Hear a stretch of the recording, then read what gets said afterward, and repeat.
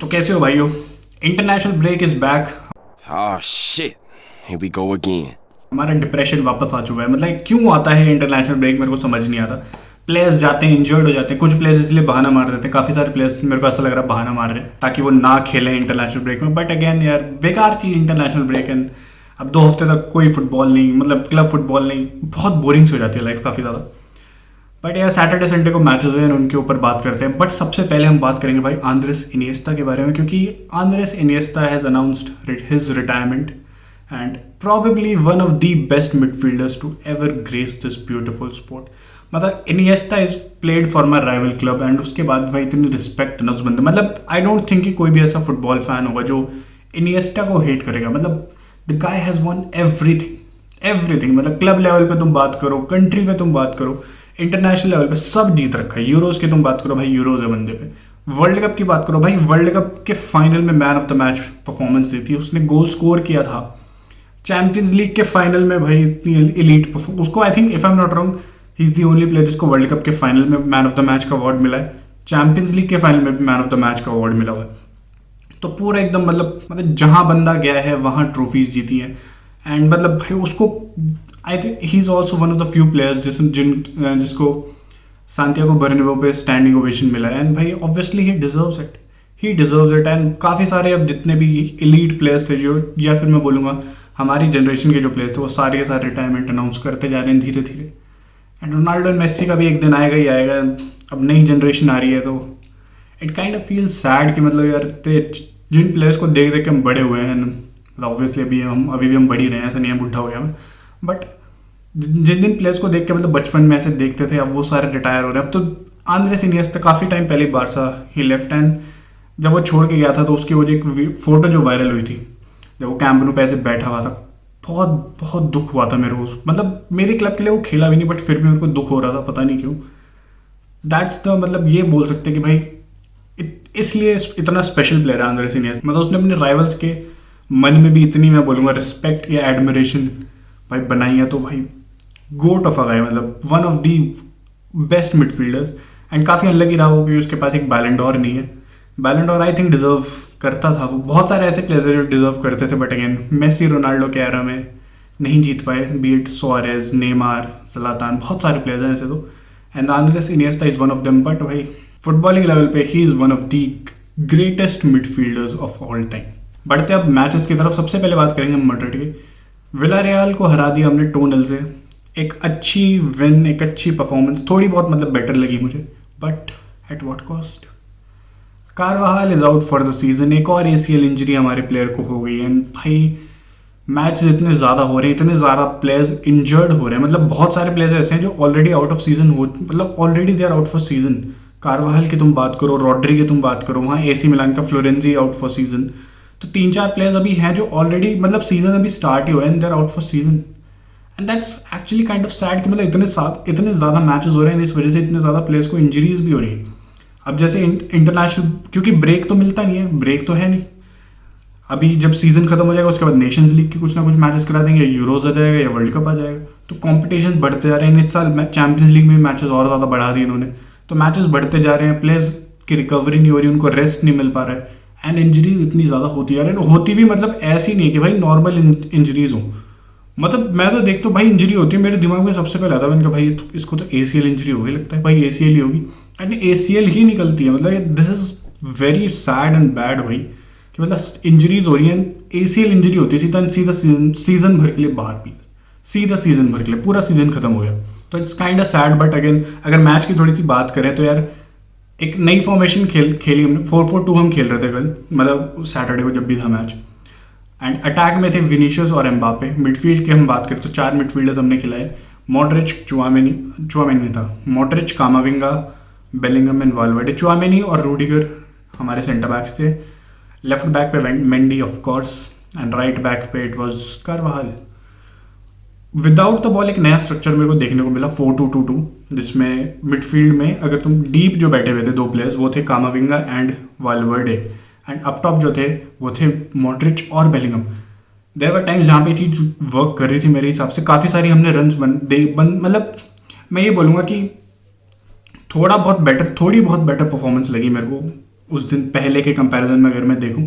एक जो चीज़ है जो हम अभी तक नहीं कर पा रहे हैं, एंड वो ये है कि भाई हम एम्बापे की रन को पिक नहीं करें। हमारे पास वो प्लेयर्स नहीं है। मेरे को पता नहीं क्यों ऐसा लगता है कि प्लेयर्स जो है ना वो कंजर्वेटिव फुटबॉल खेल रहे हैं काफ़ी ज़्यादा, वो रिस्क टेकिंग नहीं खेल रहे। जैसे कारवाहल के पास बहुत सारे ऐसे चांसेस आते हैं जहाँ पे वो एम्बापे को पास कर सकता है, एक कि मतलब दिख रहा है उसको कि एम्बापे एक रन बना रहा है, बट वो पास नहीं करता उसको, क्योंकि वो एक क्या करेगा, साइडवेज पास कर देगा या बैक पास कर देगा, या फिर एक मैं बोलूँगा एक सेफर ऑप्शन पिक करेगा, जो कि मुझे ना काफ़ी मतलब खराब लग रहा है। क्योंकि मैड्रिड ऑब्वियसली, मैड्रिड का जो फुटबॉल इतने सालों से हम देखते हैं वो ये है कि भाई रिस्क टेकिंग फुटबॉल, बट यहाँ पे ऐसा लग रहा है कि काफ़ी कंजर्वेटिव अप्रोच लेके चल रहे हैं कि भाई ठीक है, क्योंकि बॉल गिव अवे हो जाएगी तो ट्रांजिशन पड़ेगा, एंड मैं ऑलरेडी आउट ऑफ पोजीशन हूँ। जैसे कारवाल काफ़ी अप टॉप चढ़ के खेलता है, तो या तो ये है कि भाई उसको कभी खुद ही इतनी मैच शार्पनेस नहीं है, या क्या दिक्कत है मेरे को ये चीज़ समझ नहीं आ रही। बट यार रिस्क टेकिंग तो करना पड़ेगा। मतलब अगर एम्बापे को हमें फुल्ली यूटिलाइज करना है तो उसके लिए तो हमें उसकी रन पिक करनी पड़ेगी, एंड रन पिक हम कर नहीं रहे उसकी, एंड इस वजह से ना एम्बापे का गेम भी इतना कुछ खास निखर के आ नहीं रहा है। काफ़ी सारे लोग एम्बापे पे चढ़ रहे हैं, बट अगर तुम देखो बहुत सारे मैचेस तो वो रन बनाता है, वो बहुत रन बनाता है मैचेस में, बट हम उसकी रन को पिक ही नहीं करते। बहुत रेयरली ऐसा होता है कि हमने एक दो रन उसके पिक कर ली। एंड यार मतलब वो एक विंगर है, उसका काम है इन बिहाइंड रन निकालना, ठीक है। इसमें तो उसकी जब स्ट्रेंथ ही वो चीज़ है ना, हम उसको उसकी स्ट्रेंथ पे हम उसको नहीं खेलने देंगे तो फिर तो कुछ फायदा नहीं है ना उसका। नंबर 9 हम उसको खिला रहे हैं, उसका काम है इन बिहाइंड रन निकालना, वो निकाल रहा है बट प्लेयर पिक नहीं कर रहे हैं। एंड दिस इज वेयर मतलब मैं कह रहा था कि क्रूज की इंपॉर्टेंस बहुत ज़्यादा है। क्रूज का एक, क्रूज वो पास निकाल देता, क्रूज वो रिस्क टेकिंग पास निकालता, क्रूज वो पिक कर लेता उसको, बट अब वो प्लेयर है नहीं, ऐसा रिप्लेसमेंट हमने साइन करी नहीं। एंड इसी से भाई न्यूज़ आई है कि जैसे कारवाहल अब इंजर्ड हो चुका है, तो ये एक बहुत ज़्यादा न्यूज़ आ रही है इस टाइम पे कि हम रिप्लेसमेंट साइन करेंगे। पहले लग रहा था कि करेंगे, बट अब कुछ कहीं कहीं से ऐसा आ रहा है कि भाई हम नहीं करेंगे, we will wait, and Carvajal को हम राइट बैक पे डालेंगे, एंड वास्केस और कारवाहल आगे सीजन कंटिन्यू करेंगे, जो कि मेरे को ऐसा लगता है भाई सुसाइड मिशन है बिल्कुल, लिटरली। मतलब अगर ये चीज़ कर रहे हो, अगर ये चीज़ कर रहा है मैड्रिड का मैनेजमेंट, तो इसका मतलब तो भाई ये है कि सीधा सीधा ये दे आर, मैं बोलूँगा दे बिकमिंग टू इनकॉम्पिटेंट। कि मतलब यार कम ऑन यार, इतना लंबा सीजन है ऑलरेडी, अभी सीजन स्टार्ट हुआ है, तुम्हारे 2 प्लेयर्स को ACL हो चुकी है। एक जोआन मार्टिन जो यंग बंदा था काफ़ी ज़्यादा, obviously is not a main part of the team, but कारवाहल को इंजरी हो चुकी है, एंड व्हाट इफ वास्केस को भी हो जाए, फिर किसे खिलाओगे? तो this is to be very honest मेरे हिसाब से एक सुसाइड स्टेप है मेरे हिसाब से, and we need to sign a replacement. मतलब जितनी न्यूज़ आ रही है कि भाई ट्रेंट की सिचुएशन को मॉनिटर कर रहे हैं, एंड मतलब देखते यार विंटर ट्रांसफर विंडो में भाई साइन कर लो ना उसको, प्री एग्रीमेंट। मतलब अभी वो क्या चल रहा है, जितनी न्यूज़ आ रही है उस हिसाब से ये है कि भाई वो ट्रेंड की सिचुएशन को देखेंगे कि वो कॉन्ट्रैक्ट नया साइन करता है लिवरपूल में, नहीं करता है। अगर वो नहीं करता तो Madrid will approach him definitely. करता है तो पता नहीं क्या होगा क्या नहीं होगा, फिर तो भाई कोई और ऑप्शन ही ढूंढना पड़ेगा हमें। बट अभी तक जो है, जो प्रायोरिटी है राइट बैक के लिए, दैट इज ट्रेंट, उसके अलावा और कोई भी नहीं है।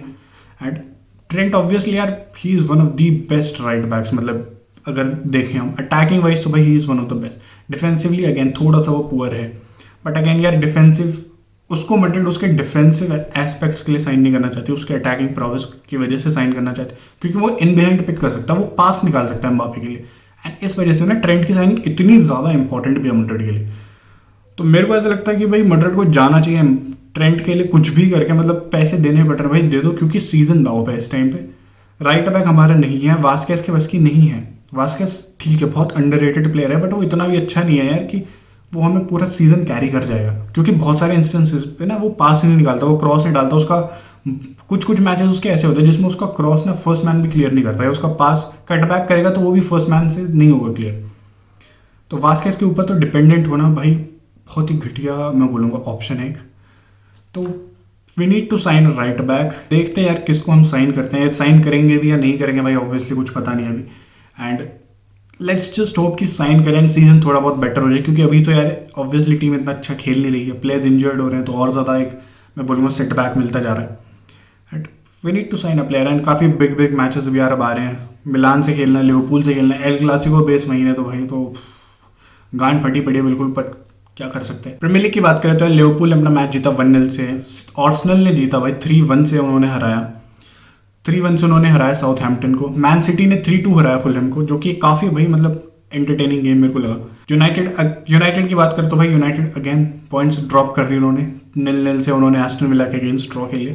काइंड ऑफ बेकार परफॉर्मेंस, बहुत ज़्यादा डिफेंसिव अप्रोच। जॉनी वांस बेस्ट प्लेयर था मैच का, यही बता सकता हूँ। मतलब 36 साल का जॉनी वांस मैन ऑफ द मैच वर्दी परफॉर्मेंस दे रहा है, तो इससे तुम समझ जाओ कि कितना लंड खेली है यूनाइटेड। एंड टेन हैग जाके कह रहा है कि भाई हमने 4 क्लीन शीट्स रखी हैं।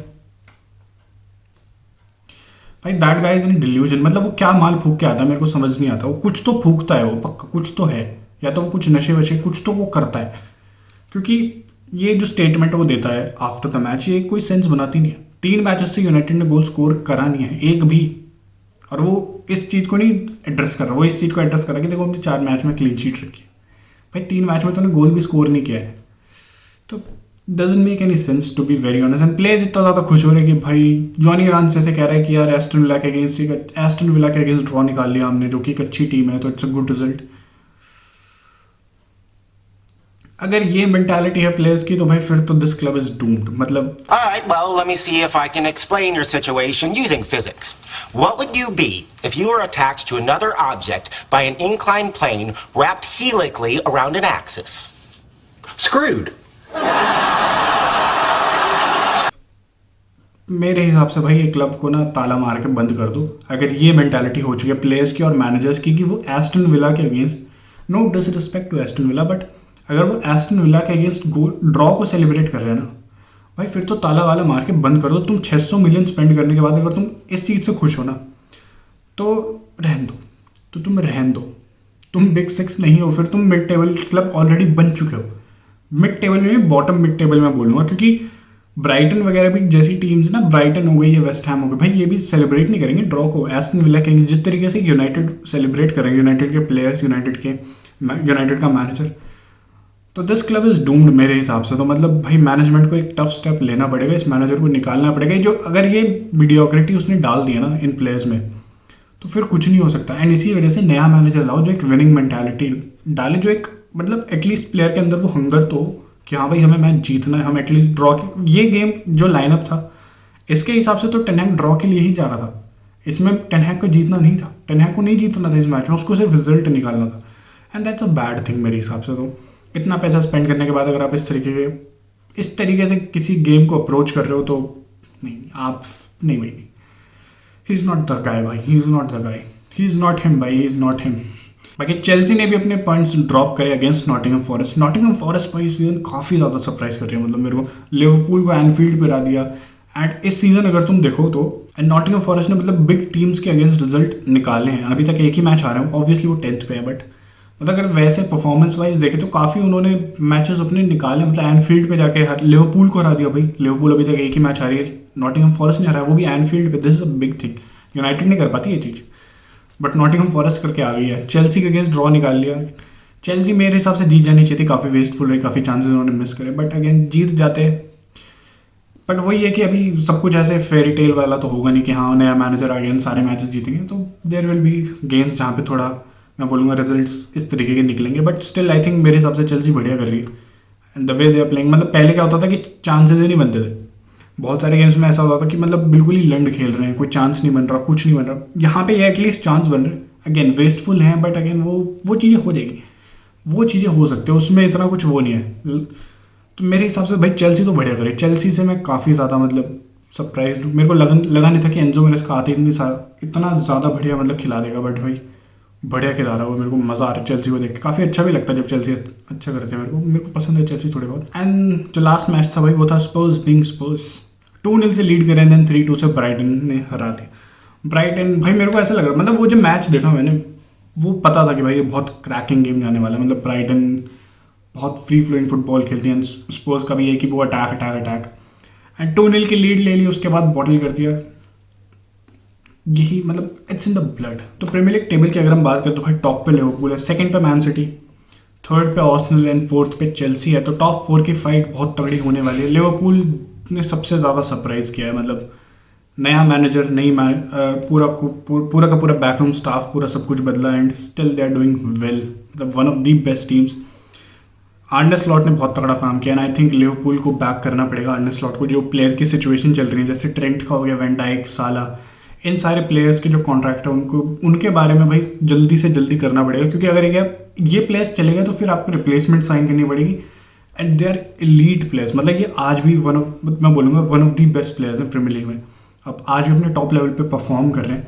तो लिवरपूल की मैनेजमेंट को ये सिचुएशन है जितना जल्दी हो सके उतनी जल्दी सॉल्व करनी पड़ेगी। अगर नहीं करते तो भाई लिवरपूल के लिए एक बहुत बड़ा सेटबैक होगा। एंड फिर पता क्या होगा कि उंगली उठेगी आर्ने स्लॉट पे कि इसने अच्छा नहीं किया, बट एक्चुअली में क्या होगा, प्रॉब्लम जो है वो मैनेजमेंट ने कॉज करी, क्योंकि प्लेयर्स के कॉन्ट्रैक्ट को हवा में लटका के, मतलब they are, it's like they are taking for granted these, they are taking these players for granted कि मतलब हाँ ये तो रुक ही जाएंगे, इनका तो बाद में देख लेंगे, इतने सालों से खेले। भाई कोई नहीं रुकता यार, उनको कोई बेटर ऑफर आएगा वो तो चले जाएंगे, वैन डाइक चले जाएगा, साला चले जाएगा। एंड ट्रेंट की तुम देखो, ट्रेंट के पीछे तो ऑलरेडी मड्रिड लगी पड़ी है भाई। मड्रिड ने एक बार कॉन्ट्रैक्ट कर लिया, फिर तो मेरे को नहीं लगता ट्रेंट मानेगा। बहुत रेयरली ऐसा हो सकता है कि मतलब स्टीवन जेरार्ड जैसा कुछ करता है, कि जैसे जेरार्ड ने किया था जब चेल्सी ने उसको अप्रोच किया, तो वैसा कुछ अगर कर दे तो अलग बात है, बट भाई सिचुएशन सॉल्व करनी पड़ेगी। एंड तो देखते हैं सारा क्या चलता है इंटरनेशनल ब्रेक में। काफ़ी सारा मसाला मिलता रहेगा भाई, हो सकता है टेन हैग सैक हो जाए, कुछ भी हो सकता है। अगेन आई एम होपिंग कि हो जाए, बट कुछ भी हो सकता है, तो देखते हैं क्या होता है। बाकी मिलते हैं नेक्स्ट वीडियो में, बाय।